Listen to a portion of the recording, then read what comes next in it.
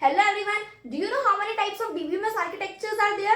See, there are the three types of DBMS architectures. Now, what are they? Before understand that, first we see that what is the meaning of architecture. See, the architecture means simply the structure, or we can say the design of the system. Okay. So, what the DBMS architecture is? DBMS architecture will show that how the data is stored, managed, or accessed within the database system. Okay. Now, there are the three types of DBMS architecture. Now, what are they? See, first is the one-tier architecture, two-tier, and the three-tier architecture. Now, what is the meaning of one-tier architecture? See, in the one-tier architecture, user directly interact with the database. There is no middle layer between the user and the database, which simply means that the application and database are both on the same system. Okay. For example, MySQL and the Oracle, these are the example of one-tier architecture. Second is the two-tier architecture, which is also called as the client-server model. Okay. So, in the two-tier architecture, there are the two layers, which is one is client and another is server. What is the client? Client is the user interface that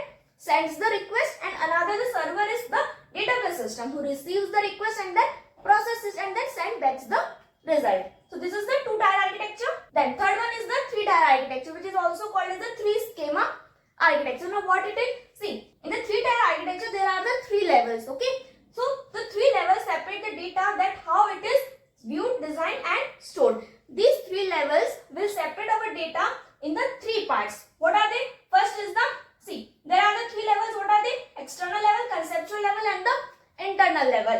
External level is also called as the view level. Conceptual level is also called as the logical level, and the internal level is also called as the physical level. So, these are the three levels in the three-tier architecture, in which the external level will provide us the different views of the same database for the specific users. Okay. And the conceptual level, it is the logical level. It tells us the structure or design of the database.